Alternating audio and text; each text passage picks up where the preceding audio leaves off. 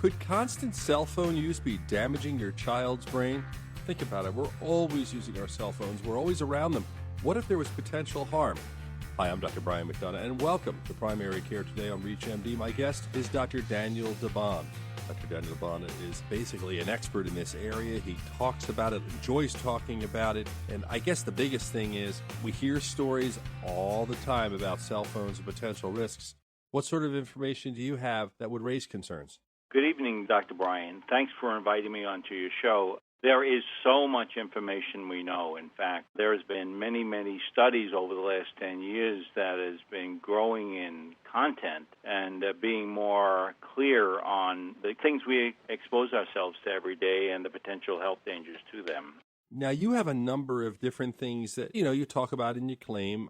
You're a former telecommunications industry executive. Back in those days, what exactly was your role in that business? I go back quite a number of years in this space, in the telecom space. I actually ran the laboratories that actually evaluated technology.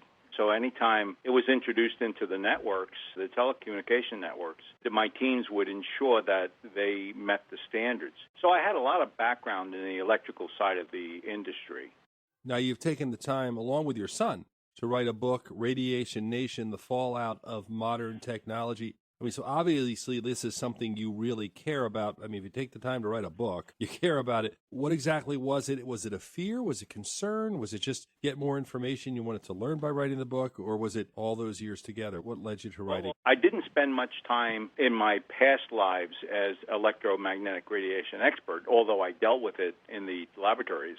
But what I found when I began developing products for shielding, I began realizing the scientific community wasn't talking to the medical communities.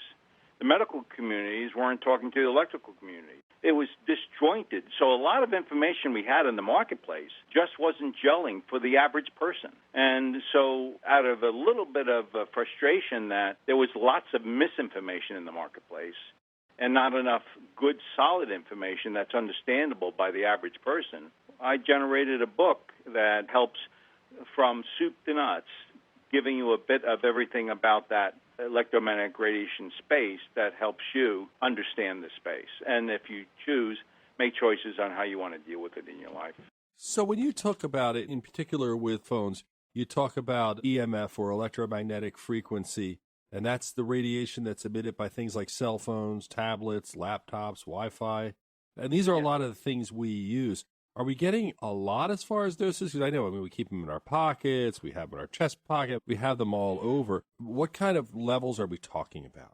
Well, it turns out that low levels of emissions, the energy levels not being very high, over time of exposure has the possibilities of influencing the body and its functions, as well as influencing the cells themselves. In fact, you may know it as oxidative stress. Oxidative stress is when a cell says, I don't want to be stressed out, you're exposing me to this toxin, please stop. And as you know, the proteins that pass back and forth between cells are disrupted when those kinds of things occur. So there's actually body stuff that can be done with low-level radiation. I love to tell the story. Everyone knows X-rays are dangerous. The reason X-rays are dangerous is because when you have that energy hit the cell, the atom itself, it actually can knock out the electron and charge that. That's why they call it ionized radiation. But did you know a microwave oven is the same frequency as a radio frequency signal, which is what we all use in our Wi-Fi and our cell phones. And when you cook a piece of meat in a microwave oven, it heats the water up and the cells oscillate. And that's called the thermal emission. Well, the power levels of a microwave are much higher than an RF signal, but it's a thermal emission. So it clearly can impact the operations of the cell. So, we hear these things all the time, and yet, as a general public, you say, well, how could you allow all these phones to be out there if it was causing a problem? Wouldn't we be seeing more cases of unusual forms of cancer or those things? Very great question. So 30 years ago, the standard was created for cell phones, and that standard energy level that you can't exceed was for protection of the body. That was made over 30 years ago for a 6-foot male in casual use. fast forward to today, you have use not occasionally, but hours at a time. And those hours at a time are down to kids 6 years old. In fact, I think up to 6 years old, 95% of kids use laptops, tablets, and cell phones these days. So we're exposing these children, and it's just not momentary stuff. It's hours at a time. And that's where the dangers lie. And the reason we haven't had much experience with it is because it's only the last 10 years it's really hitting us. You may recall it was over 40, 50 years before we found out there was a direct link to cancer when you smoked. You know, there was a biochemist 50 years ago that said trans fats are a problem. It took him 50 years for it to be banned in products today. So I think we're on a path of discovery, and we're learning more and more every day about these things, and I believe similar to the paths where the other, which I just use as analogies. I'm Dr. Brian McDonough. You're listening to Primary Care today on ReachMD. Fascinating conversation with our guest, Daniel Debaun. He is the author of Radiation Nation. He is talking about EMFs, and we're talking about cell phones and how we're using them. You know, I'm not the first person to use a medication when it comes out. I don't want to be the last. I tell people moderation is the best, and, you know, usually you get in trouble when you overdo it with most things. So let's say there is something to this, as you're saying, with the radiation and the concerns. How can you then survive in today's world and use the phone less or protect yourself? What do you do? Well, there are a few things that are very simple and straightforward. Anytime you use a cell phone, laptop, or any other transmitting device, the longer you use it, the potentially higher the danger. So short durations are always best. So don't use the phone for hours at a time, more minutes at a time, and you tend to be protected. Distance. When you have a cell phone to your head, that's when it's the most dangerous. If you take that cell phone 1 foot away, 80% of the danger is gone. The energy levels can't influence the cells by 4 foot 98. So simple distance from the sources. If you have a Wi-Fi, for example, put it 10 foot away, not 3 foot away. At night, if you have a laptop or a cell phone next to your nightstand, get it away. Take it out of the bedroom. In fact, when you have it close to you like that actually screws around with your melatonin. We now know through some study work that is actually interfering with processes of the body and its operation, and that's why people have a problem sleeping at night. That could be a cause. What about the watches, Fitbits, those sorts of things? Those use Bluetooth. Think of it this way. A cell phone connects up to 4 or 5 miles. The energy level is strong enough to get out there. A Wi-Fi, maybe 500 feet. So it's not as powerful.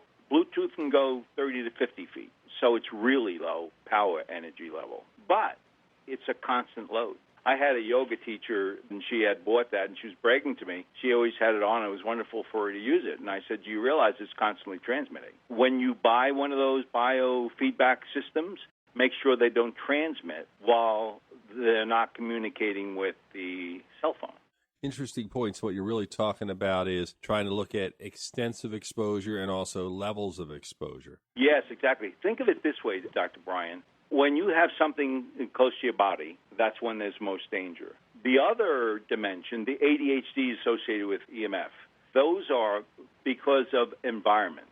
In your office space, your wireless telephone, cell phone, Wi-Fi, all of the transmitters within a room are transmitting and increasing the energy levels within that room. I talk about that as bees in the room. If you have one bee in a room, you're not going to die. But if you have 1,000 bees, that's when it becomes more dangerous. So simple things like turning them off. If you're not using your cell phone, when you use your cell phone, you have Bluetooth, Wi-Fi, and the cell phone transmitters. If you're not using the Wi-Fi or Bluetooth, turn them off. 2 out of 3, you can reduce the emissions within the room simply by turning it off. Sometimes we have guests on saying, absolutely, do not do this or do this. What you're trying to say is a sensible approach to using the technology. It's not panic time. We're not going to throw this stuff away soon. What we need to think about is what are our environments that we're living in, and how can we deal with the modern technologies that are so important in our lives. Now, what about people who will say, you know, the kids are, I mean, it's become this way. The kids are at school. I want to hear from them. And young kids are constantly looking at them. College kids are constantly on the phone. I mean, we have all the risk of people looking at their phones, not know where they're going. And you see those videos where they walk into things. Yeah. But the reality is they're really much more than people, maybe let's say 35 and over, they're really attached to these things. And that's what there's a growing concern about, because when I grew up, of course, wireline was the only way you're going to communicate. And if there was emission sources, they were far away, no danger for me. I mentioned before about children and the standard, and neglected to tell you the standard signal the FCC has can go into my head by 2 degrees. I'm a 6-foot male. But a child, 6 years old, it can go all the way through their head. And think of this, that's starting at the youngest of ages, and it stays their lifetime. What's the impact? We really don't know. And we won't know, as you say, in some of these cases for quite some time because of the fact. No question about it. Are there anything, I mean, I know you're on top of this, are there any studies that can simulate things or try to show? Oh, yeah. Dr. Bryan, last year, the federal government, through the National Toxicity Program, it's a division of the federal government, spent $25 million on an epidemiology study. And what they were looking to do is prove or disprove that there is impacts to the cell from transmitters. They were smart when they set up the study, because what they did was they took the transmitters slightly away to reduce the thermal impact to the cells. And what they looked for was the biological, which is probably what we have been talking about that's more dangerous, the long-term biological impacts of exposure. And so this study came back and they said heavy use in their studies was 95% confidence level, which means they're pretty sure it's pretty accurate. And it was peer-reviewed. And they found that there was a 2% increase in the frontal lobe cancers, tumors, and the heart. None of us really predicted the heart, but we did know the soft tissue of the brain was most likely, most susceptible to the emissions under constant load. Well, Dr. Daniel Debaun, I want to thank you for taking the time to talk with us on ReachMD. It's a pleasure to have you. One last question. Is there something that you wished I had brought up that I didn't bring up? There's nothing to panic about, and there are ways of reducing it. Be careful if you're going to be looking for solutions in the marketplace that talk about protecting you. Make sure that they're engineering safe products that are independently tested and proven to provide the protection. I actually own a company that produces shielding materials, so you're safe from these kinds of electronic emissions. Sure that you find protection that helps you and your family.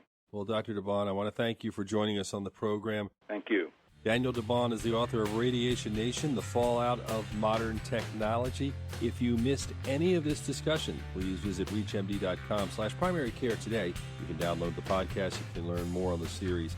Thank you for listening again. Thank you for joining us.